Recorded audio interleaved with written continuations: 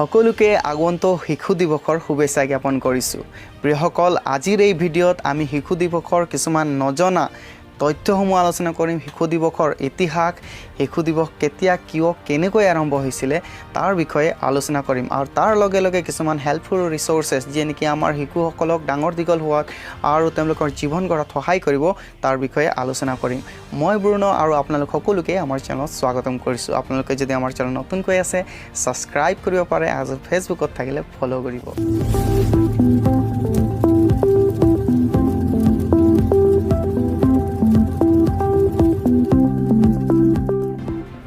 1857 doctor চাৰ্লেছ Leonardo নামৰ এজন ব্যক্তিয়ে যিয়ে নেকি ইউনিভাৰ্চেলিষ্ট চাৰ্চ অফ ৰিডিমাৰৰ এজন পাষ্টৰ আছিলে আৰু সেই পাষ্টৰজনে চিচিলিয়া নামৰ ঠাইত প্ৰথমবাৰৰ বাবে শিশু দিৱস চিলড্ৰেন ডে উদযাপন কৰিছিলে। আৰু এই বিশেষ দিন কেৱল শিশুসকলৰ বাবে তেওঁ ডেডিকেট কৰিছিলে। শিশুসকলক এক বিশেষ দিন দিয়া হৈছিলে য'ত নেকি তেওঁবিলাকৰ টেলেণ্ট তেওঁবিলাকক চেণ্টাৰত ৰাখি সিহঁতক ডেভেলপ আৰু সিহঁতৰ বিকাশৰ কথা পাতিবৰ কাৰণে এই দিন তেওঁ ধাৰ্য কৰিছিলে। আৰু প্ৰথমতে এই দিনটোক ৰ'জ ডে বুলি কোৱা হৈছিলে, তাৰ পাছত ফ্লাৱাৰ ডে হ'ল আৰু শেষত তেওঁবিলাকে চিলড্ৰেন ডে বুলি ডিচাইড কৰিলে।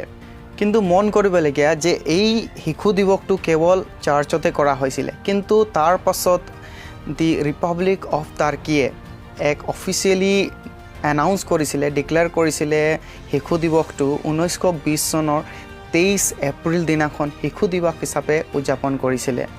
কিন্তু এই শিশু দিৱসটো গ্ল'বেল ৰিকগনাইজেশ্যন 1925 চনতহে পাইছিলে, যি নেকি জেনেভাত এক কনফাৰেঞ্চ হৈছিলে, ৱৰ্ল্ড কনফাৰেঞ্চ।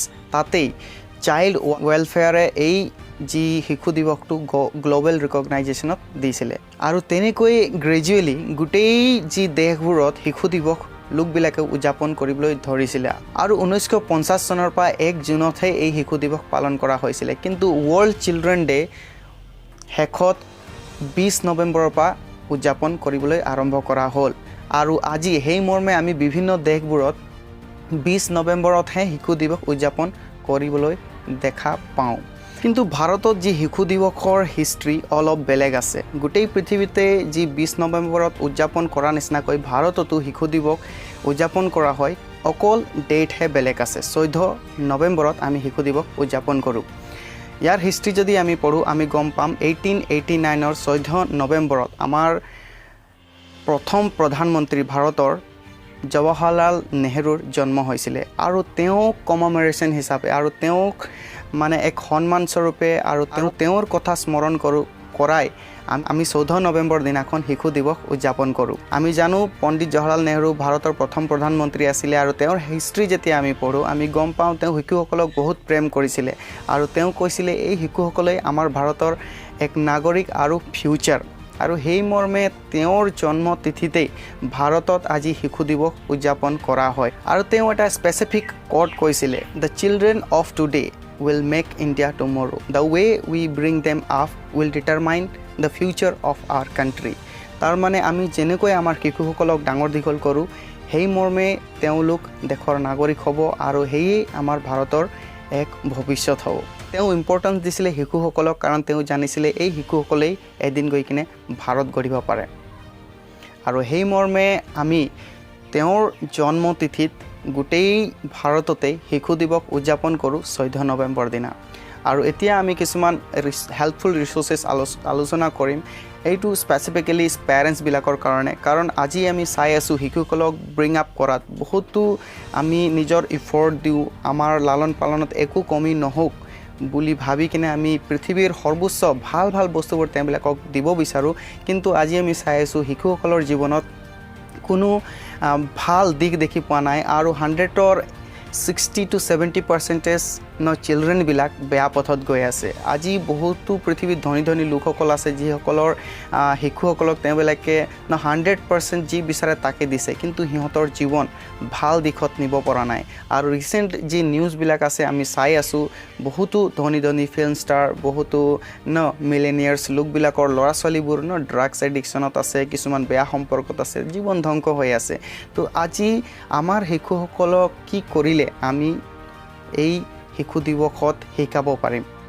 তাৰ বিষয়ে অলপ সময় আমি আলোচনা কৰিব বিচাৰিছোঁ কাৰণ শিশু দিৱস উদযাপন কৰাৰ এটাই উদ্দেশ্য মেইনলি আছে সেইটো শিশুসকলৰ অধিকাৰক জনাই দিয়া তেওঁবিলাকক যত্ন লোৱা আৰু সিহঁতক কেনেকৈ এটা ভাল পথত নিব পাৰি সিহঁতক কমিউনিকেট কৰি কিনে কেনেকৈ এক দেশৰ ভাল নাগৰিক হিচাপে প্ৰস্তুত কৰিব পাৰি সেই উদ্দেশ্যেৰে আজি শিশু দিৱস উদযাপন কৰা হৈছে তো প্ৰথম আমি যদি শিশুসকলক ভাল পথত নিব বিচাৰিছোঁ আমি সিহঁতক অবিডিয়েন্স শিকাব লাগিব বাধ্যতা শিকাব লাগিব আজি এনেকুৱা বহুতো পেৰেণ্টছ লোকসকল আছে যিসকলে নিজৰ ল'ৰা ছোৱালীক বহুত প্ৰেম কৰে মৰম কৰে আৰু প্ৰীতি কৰাটোৱেই তেওঁবিলাকে ভাবে ভাল আৰু অবিডিয়েন্সটো তেওঁবিলাকে পাহৰি যায় তো প্ৰিয়সকল মই ক'বলৈ বিচাৰিছোঁ যে যেতিয়া আমি আমাৰ শিশুসকলক ডাঙৰ দীঘল কৰোঁ অবিডিয়েন্স তেওঁবিলাকক শিকাটো বহুত প্ৰয়োজন আছে ফ্ৰম ডে ওৱান প্ৰথম বছৰৰ পৰাই আমি সিহঁতক যদি অবিডিয়েন্স শিকাওঁ তেনেহ'লে হয়তো আপব্ৰিংগিং হ'লে তেওঁবিলাকে বাধ্যতা হ'বলৈ শিকিব নিজৰ পিতৃ মাতৃক উলংঘা নকৰিব ওচৰ চুবুৰীয়াক তেওঁবিলাকে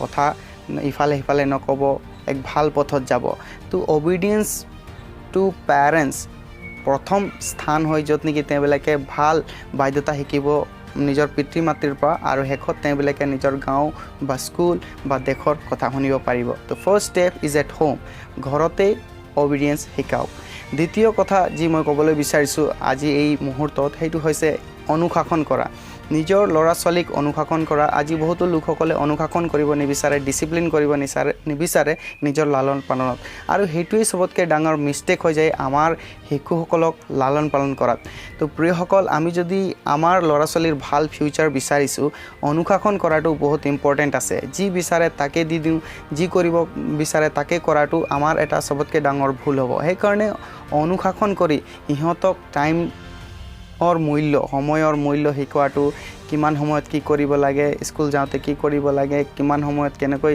লাইফ ডিভাইড কৰিব লাগে সেই সকলো কথা আমি ঘৰতে শিকাব পাৰোঁ যেতিয়া আমি প্ৰথম ষ্টেপ দি কিনে ঘৰৰ পৰা শিকাই যাওঁ এটা ডিচিপ্লিনৰ কথা তেনেহ'লে সেই ল'ৰা ছোৱালী বুঢ়া বয়সতো সেই জ্ঞান কেতিয়াও নাপাহৰিব আৰু আমি যদি সিহঁতক ডিচিপ্লিন শিকাওঁ সিহঁতে আমাক শান্তি দিব আমাৰ আনন্দ হ'ব বুলি আমি বাইবেল প্ৰভাৱছ এইটো প্ৰদেশত পঢ়িব পাওঁ আৰু চবতকৈ ডাঙৰ কথা তৃতীয়তে মই ক'ব বিচাৰিছোঁ সেইটো ঈশ্বৰৰ ভয় শিকাওক আজি এনেকুৱা বহুতো লোকসকল আছে পৃথিৱীৰ ডাঙৰতকৈ ডাঙৰ বস্তু আনি দিবলৈ নিজৰ ল'ৰা ছোৱালীক সাজু হৈ আছে পৃথিৱীৰ চবতকৈ মূল্যৱান বস্তুবোৰ দিবলৈ সাজু হৈ আছে কিন্তু সিহঁতৰ ল'ৰা ছোৱালীক সিহঁতে ভাল পথত আনিব পৰা নাই কাৰণ সিহঁতৰ যি বিচাৰে পেৰেণ্টছৰ লগত থাকোঁতে পিতৃ মাতৃৰ লগত থাকোঁতে মানুহৰ আগত থাকোঁতে ভালকৈ থাকে কিন্তু যেতিয়া সিহঁতি অকলে থাকে সিহঁতৰ পথ একেবাৰে বেলেগ হৈ যায় তো আমি ক'বলৈ নাজানো যেতিয়া নেকি আমাৰ উপস্থিতি নাথাকিব তেতিয়া আমাৰ ল'ৰা ছোৱালী কি কৰি থাকে